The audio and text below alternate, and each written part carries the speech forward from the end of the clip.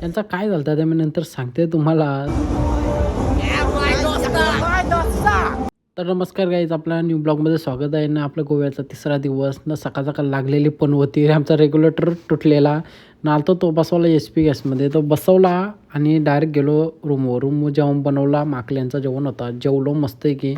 आणि मग नंतर बरं शॉपिंग करायला बरं बाहेर निघता. बरं शॉपिंगचा ब्लॉग काही करायला भेटला नाही कारण की फोनमध्ये चार्जिंग नव्हती ना. फोन चार्जिंगला लावून गेलो तो ना. रूममध्ये आलो परत आणि मग केली तयारी. पुरुषा वेगळा असला एक नंबर चिकना मांडिक्स होता, असला रापचिक पात्या वायण्याच्या तेव्हा असला 6 पॅक दाखवा होता निसता. नंतर गेलो डायरेक्ट टिटॉस लाईनला चूज करत होतो बरं कुठचे पबमध्ये जायचं.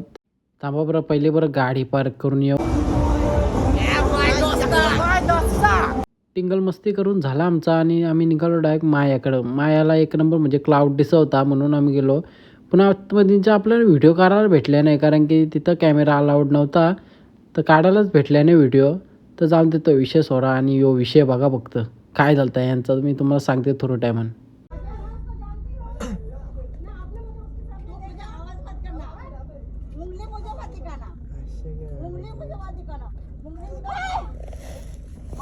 यांचा विषय असा होता, ही होती बाथरूमवाली ना. तिला वाटतं पैसे नव्हते दिले ना, निश्चित जातोय तर तिला चापटवली आहे ना. रूम आलो ना, डायरेक्ट झोपाची तयारी केली कारण की तिकडंच खाऊन आलतो. तर गुड नाईट